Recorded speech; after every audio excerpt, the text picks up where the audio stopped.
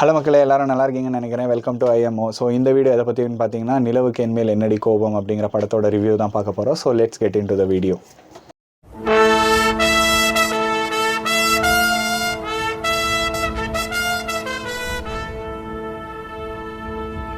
நிலவுக்கு என்மேல் என்னடி கோபம், நீக் அப்படின்னு சொல்லிட்டு ஃபுல்லாக ஃபேமஸான படம். ஸோ இது தனுஷ் சரோட 3வது டைரெக்ஷனில் ரிலீஸ் ஆகிருக்கிற படம். ஸோ இந்த படத்தை பார்த்தீங்கன்னா, நான் ஏன் இந்த ஷோ அதிகமாக சொல்கிறேன்னு எனக்கே தெரில. ஒரு ஹெங் டேலண்ட்ஸை கேதர் பண்ணி இந்த படத்தை எடுத்து முடிச்சிருக்காரு. ஸோ இனிஷியலி இந்த படத்தை சௌந்தர்யா ரஜினிகாந்த் அவங்க எடுக்கிறதா இருந்தது. தனுஷரை லீடாக கேஷ் பண்ணி எடுக்கிறதா இருந்துச்சுன்னு ஒரு பஸ் இருந்துச்சு. ஸோ அந்த ப்ராஜெக்ட் டேக் ஆஃப் ஆகலையாம். ஸோ அதானொட்டி கொஞ்சம் வருஷங்கள் கழித்து தனுஷரே அந்த ஸ்கிரிப்டை வாங்கி இந்த படத்தை இப்போது எடுத்து ரிலீஸ் பண்ணியிருக்காரு. ஸோ இனிஷியலாக இந்த படம் தனுஷ் சார் பண்ணியிருக்க வேண்டியது. பட் ஆனால் இப்போ பவேஷ் அப்படிங்கிறவர் பண்ணியிருக்காரு.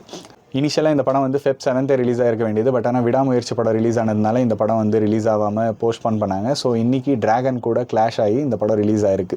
ஸோ ரெண்டுமே யூத்தை கவர் பண்ணுற மாதிரியான சப்ஜெக்ட்ஸ் தான். டிராகன் ஆகட்டும், நீக் ஆகட்டும், ரெண்டுமே யூத்தை கவர் பண்ணுற மாதிரி சப்ஜெக்ட்ஸ் ஒரே நாளில் ரிலீஸ் ஆனது தமிழ் சினிமாக்குமே ஒரு இம்பார்ட்டண்ட்டான டேன்னு தான் சொல்லணும். பிகாஸ் பெரிய பெரிய ஆக்டர்ஸ் இல்லாத ஒரு படம் கூட இந்த அளவுக்கு பஸ் க்ரியேட் பண்ணி ஆடியன்ஸை தேட்டருக்கு வர வைக்குதுன்னா அது வெல்கம் பண்ணக்கூடிய விஷயம் தான். ஸோ இந்த மாதிரி அதிகமான கண்டென்ட்ஸ் சேம் டே ரிலீஸ் ஆனாலும் ஆடியன்ஸ் பார்ப்பாங்க அப்படிங்கிறத ப்ரொடக்ஷன் ஹவுஸ் நம்ப ஆரம்பித்தாங்கன்னா இது ஒரு ஹெல்தி என்விரான்மெண்ட்டாக இருக்கும்.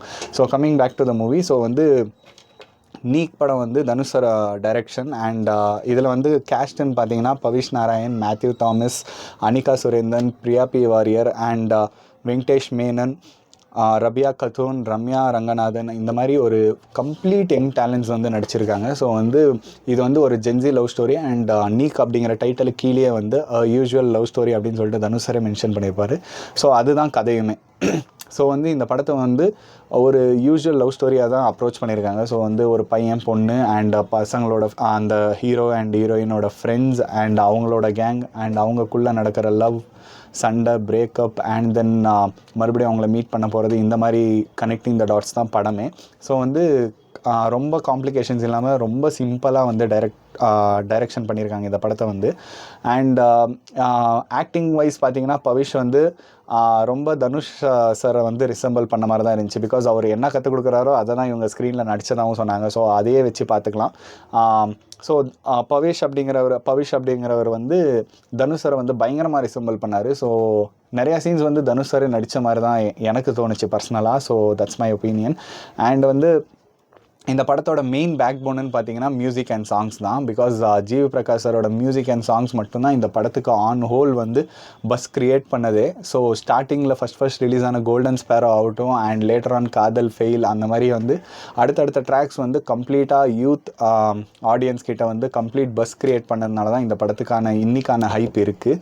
ஸோ எந்த ஒரு பெரிய டேலண்ட் ஆர் பெரிய ஆக்டர் ஸ்டார்ஸ் இல்லாத டைம்லேயுமே ஒரு படம் பஸ் க்ரியேட் பண்ணி ஆடியன்ஸ்க்கு தேட்டருக்கு வர வைக்குது அப்படின்னா அதுக்கு இந்த படத்துக்கு மெயினான ரீசனாக இருந்தது ஜிவி பிரகாஷ் சார் மட்டும்தான். ஸோ சாங்ஸில் ஸ்டார்டிங்லேயே இந்த படம் ஸ்டார்ட் ஆகிறதே ஒரு பிரேக்கப் சாங்லேருந்து தான் ஸ்டார்ட் ஆகுது. ஸோ அந்த சாங் ஆகட்டும் அண்ட் தென் அந்த ஏடி அப்படின்ட்டு ஒரு பாட்டு இருக்குது. அதுக்கு தனுஷ் சார் தான் கோரியோகிராஃபி பண்ணார். ஸோ அது பியூட்டிஃபுல்லாக இருந்துச்சு ஸ்க்ரீனில் பார்க்குறதுக்கு. அண்ட் கோல்டன் ஸ்பேரோ சாங் அது சாட் பஸ்டர் எல்லா சைடுமே அதுதான் ஹிட்டில் போயிட்டுருக்கு.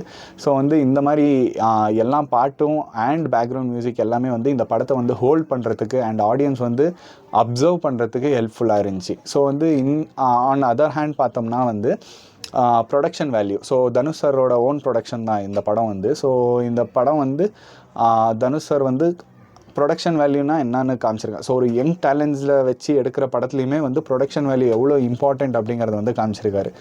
அண்ட் ஆன் ஹோல் பார்த்திங்கன்னா இந்த படம் ஒரு ஜென்சி லவ் ஸ்டோரின்னு சொல்கிறாங்க. ஸோ படிச்சுட்டு இருக்கவங்களே ஆல்ரெடி கல்யாணம் பண்ணுறதுக்கு வீட்டிலலாம் போய் பேசுகிறாங்க. அதில் அவங்க அப்பாவுக்கு பிடிக்கல, இவனுக்கு அவங்க அப்பாவை பிடிக்கல, அந்த மாதிரி டாபிக்ஸ் எல்லாம் போகுது. அதனால பிரேக்கப் ஆகுது. மறுபடியும் அவங்களோட வெட்டிங்க்கு இவங்க இன்வைட் பண்ணுறதாகட்டும் அதுக்கு ஹீரோ போகிறதாகட்டும், அது என்ன அஃபெக்ட் பண்ணலன்னு சொல்கிறதாகட்டும், அப்புறம் அஃபெக்ட் ஆன மாதிரி நடிக்கிறதாகட்டும். ஸோ இந்த மாதிரி 1-on-1 வந்து ரொம்ப ப்ரெடிக்டபிளான ஸ்க்ரீன் ப்ளே, ரொம்ப சிம்பிளான ஸ்டோரி அண்ட் சிம்பிள் எக்ஸிக்யூஷன் தான். ஸோ டிராகன் படம் பார்த்துட்டு அந்த ஹைப்பில் வந்து இந்த படத்தை பார்க்க நிறைய ஆடியன்ஸ் வந்து என் கூடயே வந்து பேக் டு பேக் வந்து ஷோவில் இருந்தவங்களும் இருந்திருக்காங்க. ஸோ வந்து ஆன் ஹோல் பப்ளிக் ஒப்பீனியனாக பார்த்தோம் அப்படின்னா நீக் வந்து ஒரு ஓகேஷ் வெஞ்சராக தான் இருந்துச்சு.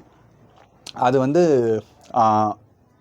It had some expectations. But ஆனால் ஒரு யங் டேலண்ட்ஸ் அப்படிங்கிறதுனால நம்ம வந்து அதிகமாக குறைகளும் சொல்ல முடியாது. Because there all new and many debutants are there. And Mathew Thomas வந்து ஈ வாஸ் தி ஸ்டோர் ஸ்டீலர் அப்படின்னு நான் சொல்லுவேன். பிகாஸ் வந்து ஒரு காமெடி ட்ராக், ஒரு ஹீரோவோட ஃப்ரெண்டு தான் அவரோட ட்ராக்கே வந்து. பட் ஆனால் அதில் அவரால் எவ்வளோ இன்புட் கொடுக்க முடியுமோ கொடுத்துருக்காரு. Even though is a Malayali. அந்த தமிழ் டப்பிங் வந்து வேறவங்க தான் பண்ணியிருக்காங்கன்னு நினைக்கிறேன். பட் ஆனால் அந்த காமிக்கல் எலிமெண்ட் வந்துகிட்டே இருக்கிறது வந்து அவரால் தான். ஸோ வந்து மேத்யூ தாமஸ் வந்து ரொம்ப இம்பார்ட்டண்ட்டான கேரக்டர் இதில்.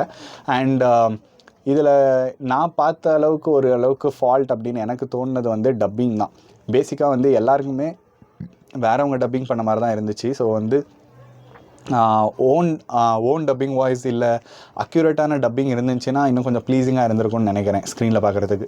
So this is my review about நிலவுக்கு என்மேல் என்னடி கோபம். ஸோ வந்து இந்த படம் வந்து பேசிக்காக வந்து எல்லாருக்குமே பிடிக்கும். ஸோ இப்போ நீங்கள் ஒரு கப்பலாக போகிறீங்க இல்லை ஃப்ரெண்ட்ஸ் கூட போகிறீங்கன்னா சும்மா ஒரு ப்ரீஸி வாட்சாக இருக்குமே தவிர உங்களுக்கான தேட்டர் மூமெண்ட்ஸ் எல்லாம் அதிகமாக இருக்காது. ஜஸ்ட் ஒரு ப்ரீஸி வாட்சாக இருக்கும். தேட்டர் ஒர்த்தி தான். ஸோ வந்து நீங்கள் ஒன்ஸ் தேட்டரில் பார்க்கக்கூடிய படம் தான். ஸோ தேங்க்யூ ஃபார் வாட்சிங் அண்ட் சப்ஸ்கிரைப் மை சேனல். உங்களோட சப்ஸ்கிரிப்ஷன் அண்ட் உங்களோட லைக்ஸ் மட்டும்தான் எனக்கு வந்து அதிகமாக மோட்டிவேட் பண்ணும் அடுத்தடுத்த வீடியோஸ் பண்ணுறதுக்கு. ஸோ கீப் சப்போர்ட்டிங், கீப் வாட்சிங். தேங்க்யூ ஃபார் வாட்சிங். Take care. Have a great day.